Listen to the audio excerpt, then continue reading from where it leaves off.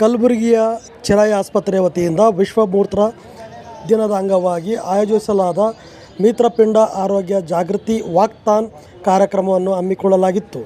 ಈ ವಾಕ್ಥಾನ್ನ ಉದ್ದೇಶ ಜನರಲ್ಲಿ ಮೂತ್ರಪಿಂಡ ಆರೋಗ್ಯದ ಮಹತ್ವ ಹಾಗೂ ಮೂತ್ರಪಿಂಡ ಆರೋಗ್ಯ ರೋಗಗಳ ಆರಂಭಿಕ ಪತ್ತೆಯ ಕುರಿತು ಜಾಗೃತಿ ಮೂಡಿಸುವುದಾಗಿದೆ.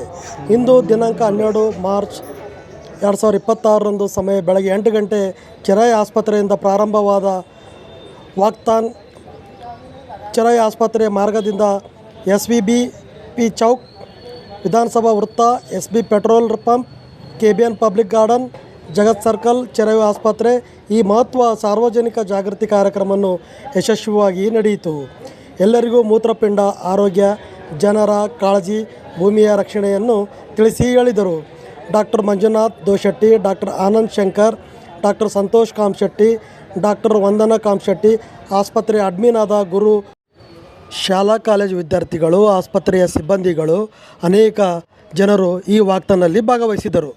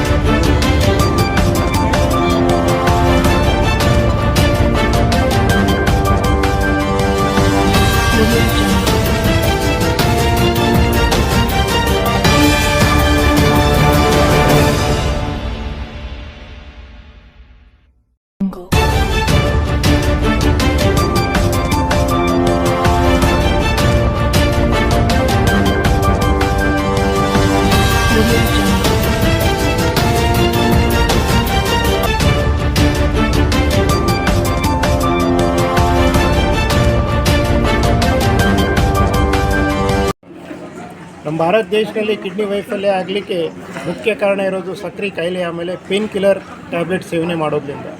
ಅದು ಅಲ್ಲದೆ ಧೂಮ್ರಪಾನ, ಡ್ರಿಂಕ್ಸ್ ಮಾಡೋದ್ರಿಂದ ಈ ಥರ ಆಗುತ್ತೆ. ಸೊ ಯಾರೇ ಸಕ್ಕರೆ ಕಾಯಿಲೆ, ಬಿ ಪಿ ಕಾಯಿಲೆ ಇರುತ್ತೆ, ಆದಷ್ಟು ವರ್ಷಕ್ಕೆ ಒಂದು ಸಲ ತಮ್ಮದು ಕಿಡ್ನಿಯನ್ನು ತಪಾಸ್ಕೊಂಡ್ರೆ ಕಿಡ್ನಿ ಕಾಯಿಲೆ ಬರೋಕ್ಕಿಂತ ಮುಂಚೆ ಅವ್ರು ನಾವು ತಡೆಗಟ್ಟಿಸ್ಬೋದು ಅಂತ. ಇದು ಅಲ್ಲದೆ ನಮ್ಮ ಗುಲ್ಬರ್ಗ ಭಾಗದಲ್ಲಿ ತುಂಬ ಬಿಸಿಲು ಇರೋದ್ರಿಂದ ನಾವು ನೀರು ಕಮ್ಮಿ ಕೊಡೋದ್ರಿಂದ ಕಿಡ್ನಿ ಹಳ್ಳ ಆಗೋ ಚಾನ್ಸಸ್ ತುಂಬ ಜಾಸ್ತಿ ಇದೆ. ಇವನ್ ಕಿಡ್ನಿ ಹಳ್ಳಲಿಂದ ಇನ್ಫೆಕ್ಷನ್ ಆಗುತ್ತೆ, ಕಿಡ್ನಿ ವೈಫಲ್ಯ ಆಗುತ್ತೆ.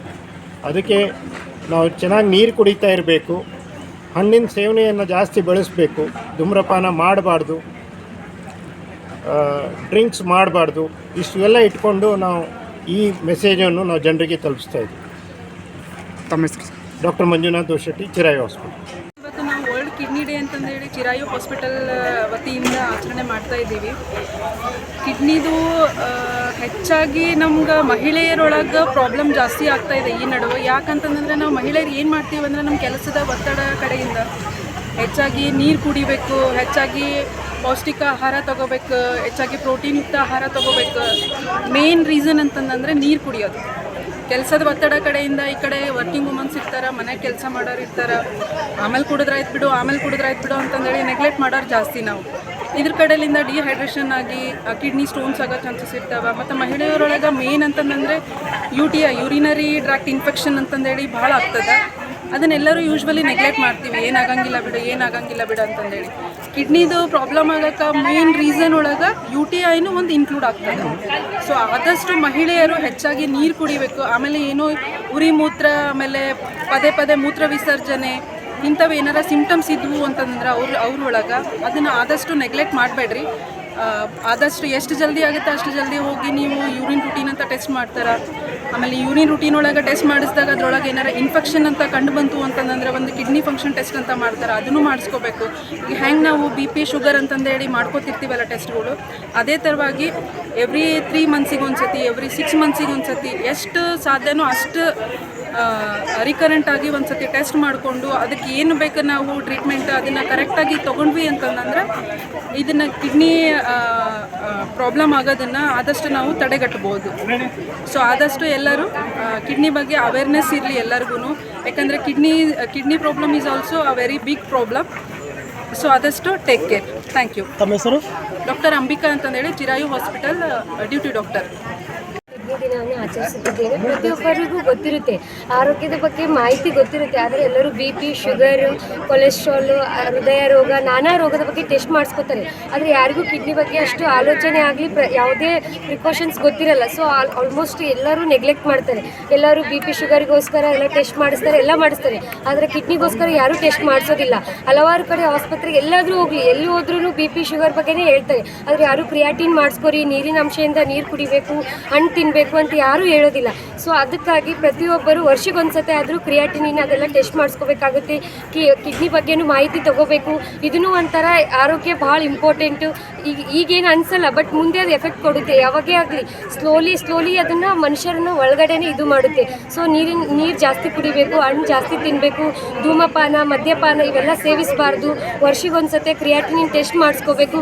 ನೀವೆಷ್ಟು BP, ಶುಗರು, ಹಾರ್ಟಿನ ರಿಲೇಟೆಡು ಪ್ರತಿಯೊಂದಕ್ಕೂ ಎಷ್ಟು ಪ್ರಾಮುಖ್ಯತೆ ಕೊಡ್ತೀರಿ ಅಷ್ಟೇ ಕಿಡ್ನಿಗೂ ಪ್ರಾಮುಖ್ಯತೆ ಕೊಡಬೇಕಂತ ನನ್ನ ಕಡೆಯಿಂದ ಚಿರಾಯು ಹಾಸ್ಪಿಟಲ್ ಕಡೆಯಿಂದ ಎಲ್ಲ ಮಾಹಿತಿ ಕೊಡ್ತೀನಿ. Thank you. ನನ್ನ ಹೆಸರು ಸುಷ್ಮಾ ಅಂತೇಳಿ, ಚಿರಾಯು ಅಲ್ಲಿ ಡ್ಯೂಟಿ ಡಾಕ್ಟರ್ ಆಗಿ ವರ್ಕ್ ಮಾಡ್ತಾ ಇದ್ದೀನಿ. ಸೊ ಅದಕ್ಕೆ ನಿಮ್ಮೆಲ್ಲರಿಗೂ ಹೇಳ್ತಿದ್ದೀನಿ, ಪ್ರತಿಯೊಂದು ರೋಗದ ಬಗ್ಗೆ ಎಷ್ಟು ಕಾಳಜಿ ತೊಗೋತಿದ್ದೀರಿ ಅದೇ ಥರನೂ ಕಿಡ್ನಿ ಬಗ್ಗೆ ಕಾಳಜಿ ತೊಗೋಬೇಕೆಂದು ನಾನು ಹೇಳ್ತೀನಿ. ಮತ್ತು ವರ್ಷಕ್ಕೊಂದ್ಸತಿ ಕ್ರಿಯಾಟಿನಿನ್ ಟೆಸ್ಟ್ನು ಮಾಡಿಸ್ಕೊಳ್ಳಿ ಅಂತೇಳಿ ಹೇಳ್ತೀನಿ. ಆಸ್ಪತ್ರೆ ನೆಫ್ರಾಲಜಿ ಯೂನಿಟ್ ಅದ. ಸೊ ಇಲ್ಲಿ ಒಂದು ಒಂದು ಪಬ್ಲಿಕ್ಕಿಗೆ ಅವೇರ್ನೆಸ್ ಸಲುವಾಗಿ ನಾವು ಎಲ್ಲ ಸ್ಟೂಡೆಂಟ್ಸ್, ನಮ್ಮ ಸ್ಟಾಫ್, ನೆಫ್ರಾಲಜಿಸ್ಟ್ ಎಲ್ಲ ಸೇರಿ ಚಿರಾಯು ಹಾಸ್ಪಿಟ್ಲಿಂದ SVP ಚೌಕ್ಲಿಂದ ಜಗತ್ ಸರ್ಕಲ್ ಮತ್ತು ಅಗೇನ್ ಚಿರಾಯು ಹಾಸ್ಪಿಟಲ್ ಎಲ್ಲ ಜಾಥಾ ಹಮ್ಮಿಕೊಂಡಿದ್ದೀವಿ. ಇವತ್ತು ಸಕ್ಸಸ್ಫುಲಿ ಕಂಪ್ಲೀಟ್ ಆಗಿದೆ. ತಮ್ಮ ಹೆಸರು? ನನ್ನ ಹೆಸರು ಸುನೀತಾ ಅಂತ ಹೇಳಿ, ನಾನು ಚಿರಾಯು ಹಾಸ್ಪಿಟಲ್ ನರ್ಸಿಂಗ್ ಸೂಪರ್ಡೆಂಟ್ ಮತ್ತು ಟ್ರಾನ್ಸ್ಪ್ಲಾಂಟ್ ಕೋಆರ್ಡಿನೇಟರ್ ಆಗಿ ಕೆಲಸ ಮಾಡ್ತಾಯಿದ್ದೀನಿ.